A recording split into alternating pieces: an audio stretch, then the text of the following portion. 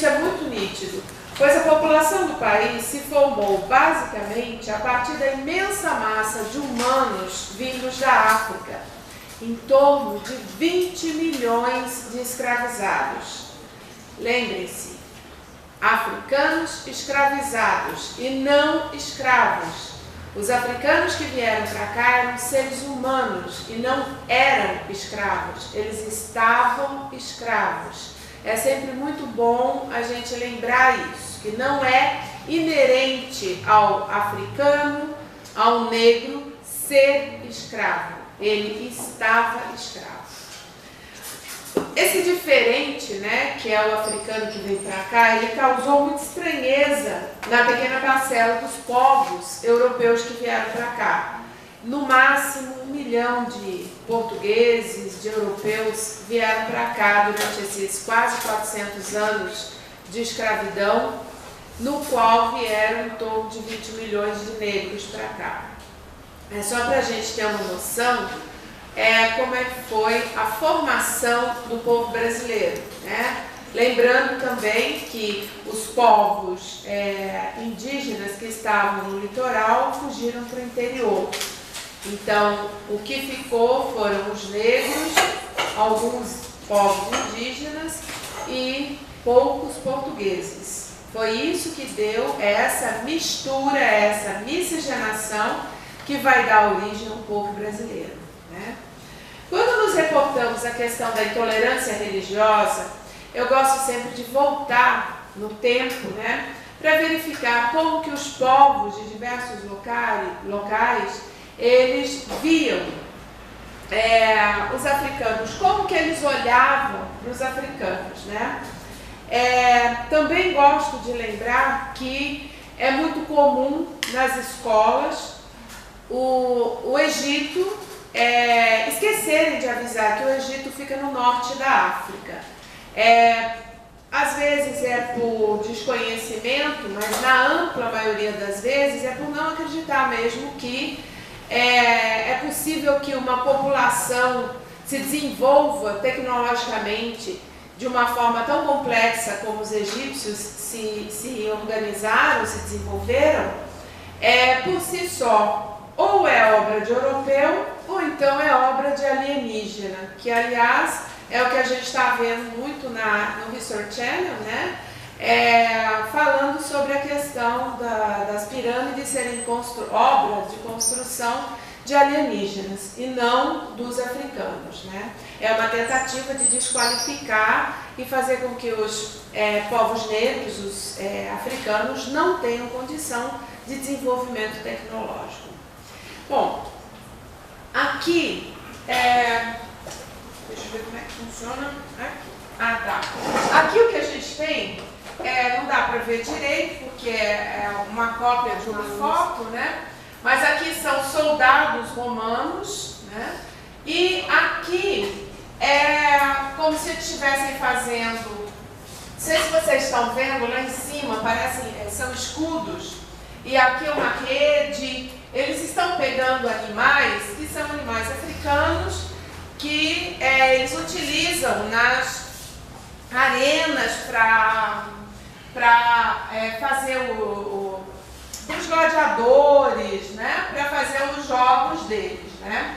Então, é o mapa mundi que o Ptolomeu fez. É uma reprodução do século XIX, do século XV, mas o interessante aqui é a gente perceber que a África é vista como um repositório, nesse caso aqui, de animais exóticos, né? E futuramente a África vai ser um repositório de quê? De mão de obra escrava. Durante toda a Idade Moderna, a África vai ser um repositório, vai ser vista como um repositório de mão de obra escrava. Pode passar, por favor? Eu vou falar para vocês, eu vou mostrar para vocês aqui alguns conceitos de vários pensadores ao longo do século a respeito da África, dos africanos. Então aqui, Plínio o Velho, que é tido como um historiador, né? na sua história natural, os povos que habitavam o centro e o sul da África, ele fala isso. Ele chamava os africanos de Atlantes. Os Atlantes, se acreditarmos no que dizem, perderam as características de seres humanos. Não usam nomes que os distinguam uns dos outros, contemplam o sol nascente e o poente, lançando imprecações terríveis, como se tratasse de um astro funesto às suas pessoas e às suas culturas. Nunca tem sonhos, como é o caso de outros homens. Os trogloditas fazem cavernas que lhes servem de casas. Alimentam-se da carne das serpentes, guincham, não têm voz e desconhecem o uso da palavra. Os garamantes não se casam e as mulheres são de propriedade comum. Então, vamos entender um pouquinho o que o Plínio o Velho, lá na Antiguidade, né, século I a.C., mais ou menos, o que ele quer dizer com isso daqui? A gente está vendo um ser qualquer que ele está descrevendo que não tem as características que nós conhecemos de ser humano. Mas a ciência nos mostra, né, o encontro, os vestígios que os hominídeos, os primeiros hominídeos deixaram, foi na África. E foi na África que nasceu também, que apareceu também, o primeiro Homo sapiens. Então, se houve todo esse desenvolvimento, né, essa evolução em termos de transformação dos hominídeos na África, como é que podem existir pessoas, né, seres que sejam desse jeito, né? Aqui, guincham, não têm voz e desconhecem o uso da palavra, né? Então, se os seres humanos apareceram na África, como que na época de Plínio o Velho ainda eles estão desse jeito, né? Vamos continuar um pouquinho mais. Pompônio Mela, ele é o autor do primeiro século depois de Cristo e ele escreveu o seguinte: para além dos desertos encontram-se povos mudos e que só conseguem fazer-se entender por sinais. Uns têm língua, mas não conseguem falar. Outros são inteiramente desprovidos deste órgão, ou seja, não têm língua. Há outros ainda com a boca naturalmente fechada, que apenas apresentam sobre as narinas um buraquinho pelo qual bebem com o auxílio de uma cana e que, quando precisam comer, aspiram um a um os grãos que ocasionalmente encontram pelo chão. Ou seja, algo tipo assim, né? O cara, quando vai comer, ele vai fazer esse movimento. Ele não tem... E é uma coisa que é difícil da gente compreender. Como que os seres humanos, se eles apareceram na África, eles têm esta característica. Até hoje, ninguém encontrou um ser humano com estas características. Encontram-se relatos que foram feitos, mas que, com pouco tempo, percebeu-se os erros, né? Por exemplo, o Alberto da Costa, ele tem um livro que são compilações, pequenas compilações de textos de viajantes, missionários pela África. E tem um que é muito interessante, que ele diz que os homens tinham... ele não, o autor, né, do qual ele está copiando, que agora eu não me lembro o nome, ele diz que os seres humanos tinham rabo, né? Daí foi-se pesquisar esse povo e o que se descobriu foi que eles, quando matavam um animal, caçavam um animal, eles pegavam a parte traseira do animal, que tinha o rabo, e eles colocavam na cintura. Isso mais ou menos como um símbolo de poder por ter matado o animal, por ter caçado o animal. E daí ficava o rabo atrás. Então, esses missionários, eles não conseguiam compreender, eles não queriam olhar direito para ver que aquilo não era um rabo, que aquilo ali fazia parte do adereço que estava na cintura deles, né? Então, continuar. Aqui é uma característica, uma caricatura, né, de africanos que foram representados em Pompeia como se fossem os pigmeus, né, caçando ali hipopótamos e crocodilos no Nilo. Bom, primeiro pigmeu não é anão, tá? Pigmeu é exatamente como um ser humano qualquer, que não é um anão, né? Só que ele é pequenininho, né? Ele é pequenininho, é a única diferença. E aqui eles estão sendo retratados como monstrinhos, né? Um cabeção, um corpo esquisito. E mais do que isso, né? Hipopótamo todo mundo sabe que é extremamente perigoso. Olha só o que ele está fazendo aqui. Está enfiando a cabeça dentro da boca do hipopótamo. Qualquer pessoa de bom senso jamais faria isso. O crocodilo, a gente sabe que o crocodilo é extremamente perigoso e jamais seria possível cavalgar um crocodilo, né? Então, assim, é uma imagem extremamente preconceituosa. Eu estou construindo com vocês uma visão. Que visão é essa? A visão de que o preconceito, ele não nasceu ontem, ele não apareceu durante a escravidão. Os povos europeus já têm esse preconceito com relação à África já há milênios. E durante a escravidão, esse preconceito ele fica mais forte, ele se concretiza mais, né? Então, por favor, pode continuar. Daí eu vou pegar também alguns cânones do conhecimento, né? Não só brasileiro, mas do conhecimento ocidental. E vou mostrar para vocês um pouco sobre o que eles falam. Lembrando que o nosso conhecimento, ele foi construído a partir do conhecimento desses caras que eu vou mostrar para vocês. Plínio Velho, ele é importante para construir a história da antiguidade, Pompônio Mela também. E Emmanuel Kant, nas suas observações sobre o sentimento do belo e do sublime, em 1764, deu um salto aí, né? Ele fala que os negros da África não possuem, por natureza, nenhum sentimento que se eleve acima do ridículo. O Sr. Hume desafia qualquer um a citar um único exemplo em que um negro tenha mostrado talentos e afirma: dentre os milhões de pretos que foram deportados de seus países, não obstante muitos deles terem sido postos em liberdade, não se encontrou um único sequer que apresentasse algo grandioso na arte ou na ciência, ou em qualquer outra aptidão. Já entre os brancos, constantemente arrojam-se aqueles que, saídos da plebe mais baixa, adquirem no mundo certo prestígio, por força de dons excelentes.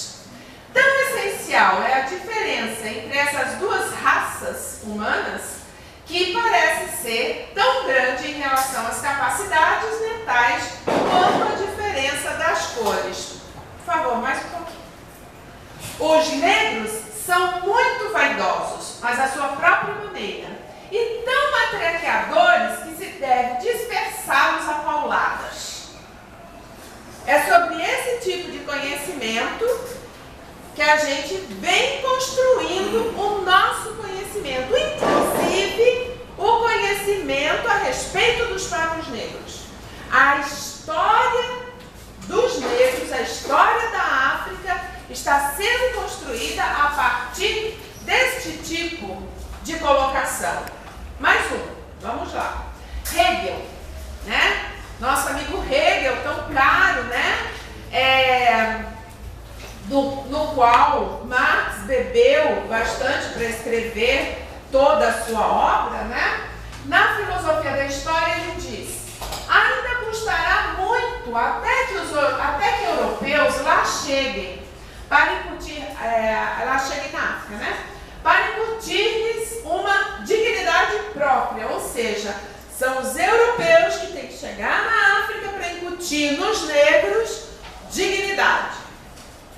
A inferioridade desses indivíduos, sob todos os aspectos, até mesmo da estatura, é fácil de se reconhecer. Por favor.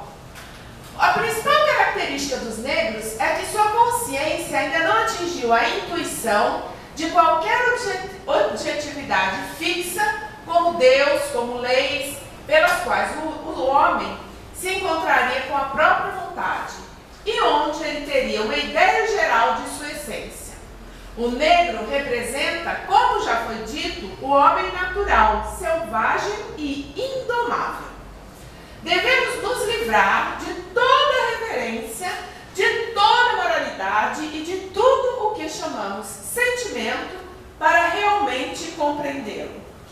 Mais um. Neles, nada evoca a ideia de caráter humano. Está falando do negro, tá?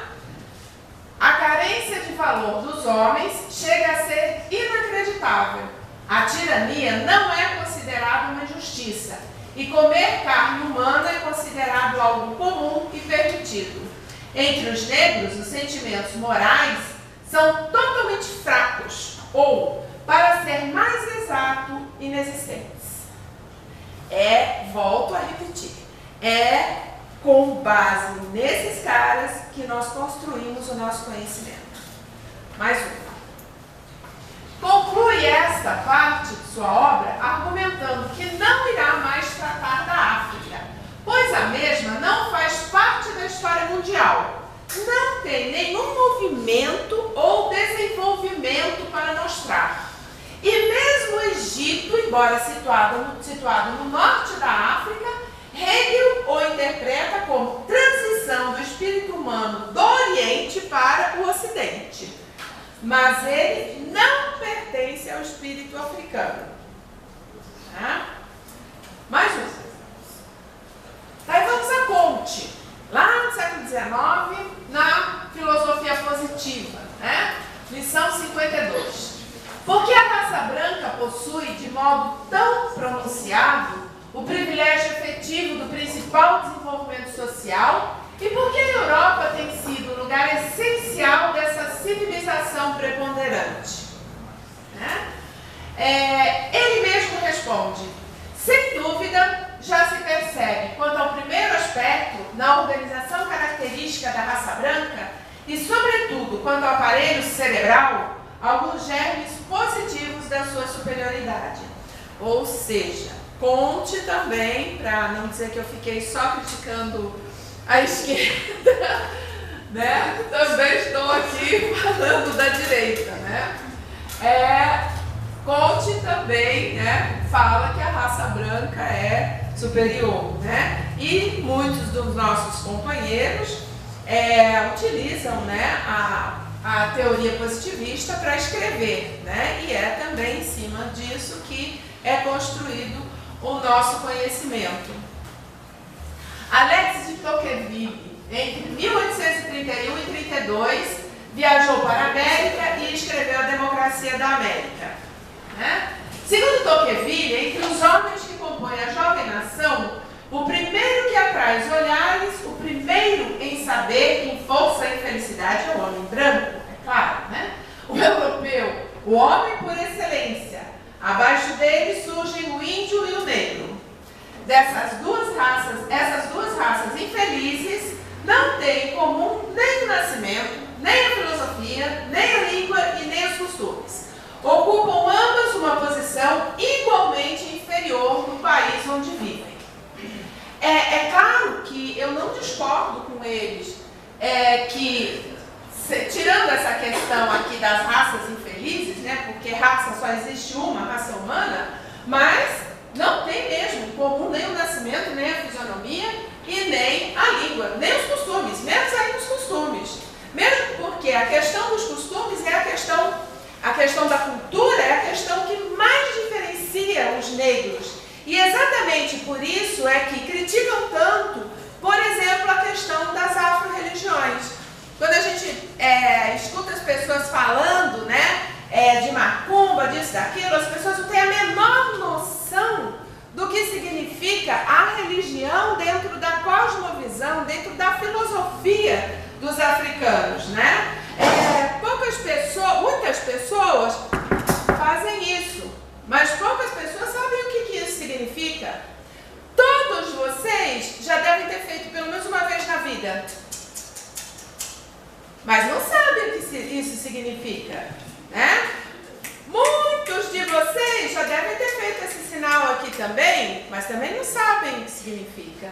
E não sabem que tudo isso é coisa de negro, é coisa de africano, né? As pessoas simplesmente olham de lado, né? Essa coisa de macumbeiro, mas tá todo mundo fazendo coisa de macumbeiro, ó.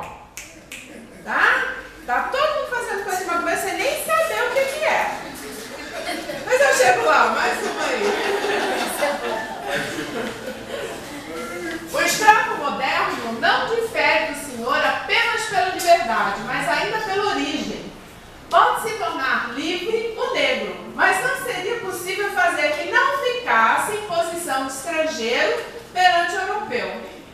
E isso ainda não é tudo. Naquele homem que nasceu na degradação, então o negro nasceu na degradação, naquele estrangeiro introduzido entre nós pela servidão, que ele foi trazido não porque ele quis, mas ele foi arrastado, arrancado do seu hábitat natural, né? Apenas reconhecemos os traços gerais da condição humana. O seu rosto parece-nos horrível, a sua inteligência parece-nos limitada, os seus gostos são vis. Pouco nos falta para que o tomemos por um ser intermediário entre o animal e o homem. Mais um, por favor. Max Weber.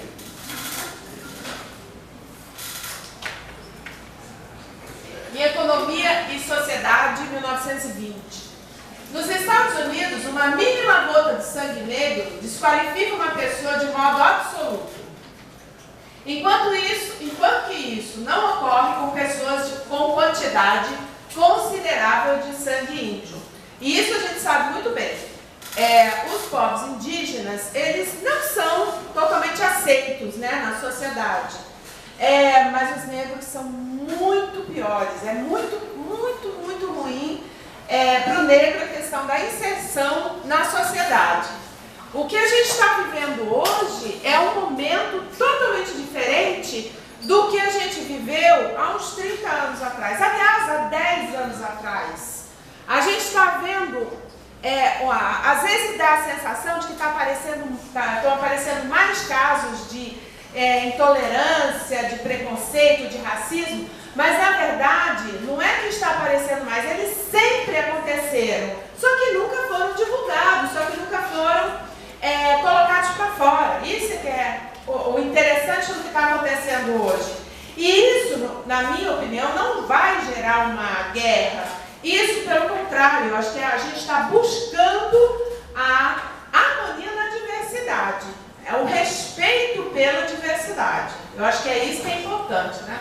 Continuando. Além da aparência dos negros puros, que do ponto de vista estético é muito mais estranha do que a dos índios e certamente constitui um fator de aversão, sem dúvida, tanta aversão que os portugueses viviam em cima das negras, né? Certamente constitui um fator de aversão, sem dúvida, contribui para esse fenômeno a lembrança de os negros, em oposição aos índios, terem sido um povo de escravos, isto é, um grupo estamentalmente desqualificado. Ou seja, os negros, ele diz que os negros é um povo de escravos, né? Isso é uma coisa bem complexa, porque é baseado nesses autores que nós estamos construindo o nosso conhecimento, eu repito, né? Por favor. Karl Marx. A dominação britânica na Índia em 1853. Vamos acompanhar aqui, né? Árabes, turcos, tártaros, mongóis, que sucessivamente invadiram a Índia, cedo ficaram indianizados. Uma vez que, segundo uma lei eterna da história, Os conquistadores bárbaros são eles próprios conquistados pela superior civilização dos seus súditos. Os britânicos foram os primeiros conquistadores superiores e, por conseguinte, inacessíveis à civilização hindu. Destruíram-na, arrebentando com as comunidades nativas, arrancando pela raiz a indústria nativa e nivelando tudo o que era grande e elevado na sociedade nativa. As páginas históricas da sua dominação na Índia quase não relatam mais nada para além dessa destruição. A obra de regeneração mal transparece através de um montão de ruínas. Apesar disso, ela começou. Por favor, mais um. Aqui já é outro. Mas é interessante, né, que quer queira, quer não, né, aqui no Ocidente, o nosso conhecimento, a ampla maioria das pessoas tem em Marx, né, um grande ícone, e a gente não conhece direito o que ele escreve, né? O nosso conhecimento, a produção do conhecimento nosso é um conhecimento que ele é colonial, né? A gente ainda produz coisas que estão muito ligadas ao colonialismo. Então, nesse momento, a gente tem que parar para pensar na produção de um conhecimento diferenciado, né? Que seja baseado mesmo no novo tipo de população, de sociedade que nós estamos criando. No Brasil, nós não temos europeus. No Brasil, a gente não tem uma população branca, né? Não deu certo a eugenia que tentaram fazer no Brasil no final do final do século XIX e início do século XX. A democracia racial nunca existiu, né? É falácia, né? Mais um pouquinho aqui a obra As Raças e a História, do Eugênio Pittar. Quem é Eugênio Pittar? Alguém conhece Eugênio Pittar? Não? Antropólogo. As raças africanas propriamente ditas, à exceção do Egito, sempre os caras escrevem isso, à exceção do Egito e de uma parte da África Menor, não participaram da história. O Egito participou.